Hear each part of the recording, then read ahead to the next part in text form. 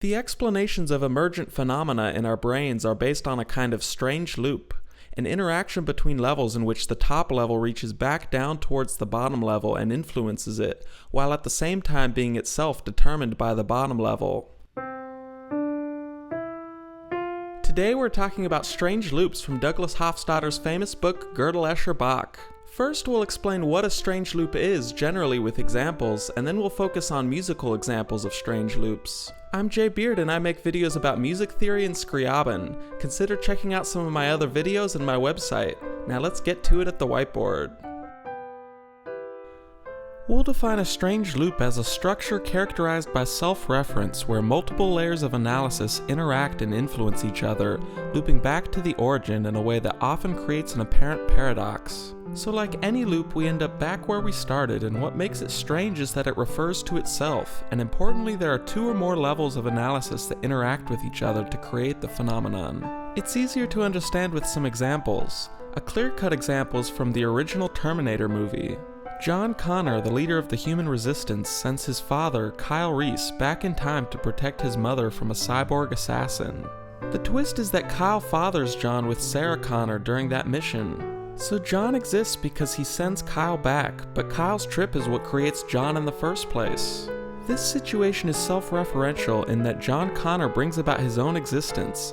It's a loop because sending Reese back ensures John exists to send him back, and the different layers of analysis are the different timelines. What we find in these strange loops is what Hofstadter calls a tangled hierarchy, where instead of a usual causal chain of hierarchical events, both events have to transpire for any of them to occur, and it's unclear which causes which.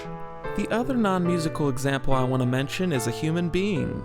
Hofstadter argues that our sense of I, our consciousness, emerges from a strange loop of tangled hierarchies across layers like the physical body, sense perceptions, cognition, and metacognition.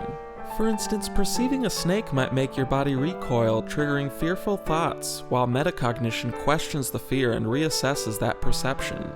Or it could be in reverse. A random thought of danger could cause physical sweating, leading to senses to misinterpret a harmless object as a threat until metacognition corrects it. These layers don't flow in a strict top-down or bottom-up order. They interact simultaneously, reinforcing each other to create a unified single self. Hofstadter has a whole nother book called I Am a Strange Loop if you want to dive into this topic further. Now let's discuss musical examples of strange loops. A lot of them play on the fact that harmony is linear in one sense, with higher and lower frequencies, but in another sense it's circular, because if you travel far enough in frequency, you end up circling back to where you started. This interplay of linear and circular harmony is crucial for understanding topics I discuss on my channel, like transpositional symmetry, where chords like an augmented chord map onto themselves when shifted up just 4 semitones. In Gödel, Escher, Bach, Hofstadter gives the example of Bach's endlessly rising canon from the musical Offering. This is a piece where each iteration of the canon sneakily transposes up a whole step. When repeated 6 times, resembling the whole tone scale, the piece ends in the same key it started, just up an octave. A similar example mentioned in the book is the shepherd tone, which sounds like this.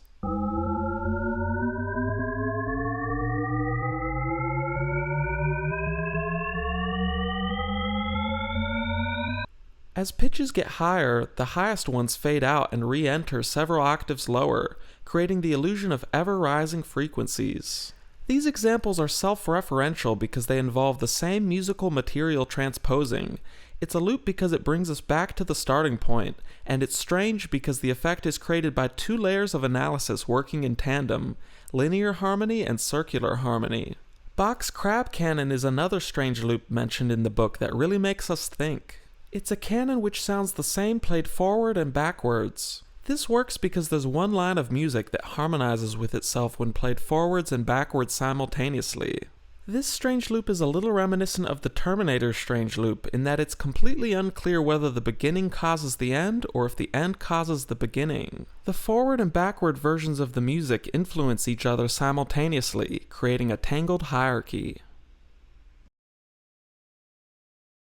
Strange loops reveal how paradoxes and complex phenomena arise from self-reference and tangled hierarchies. From time traveler tales to Bach's clever canons, these examples show that some things that seem linear and hierarchical often fold back onto themselves, creating emergent wonders. Check out the book yourself to explore these ideas deeper, and let me know in the comments if you can think of any examples of strange loops. Join the Discord, and please like, comment, and subscribe.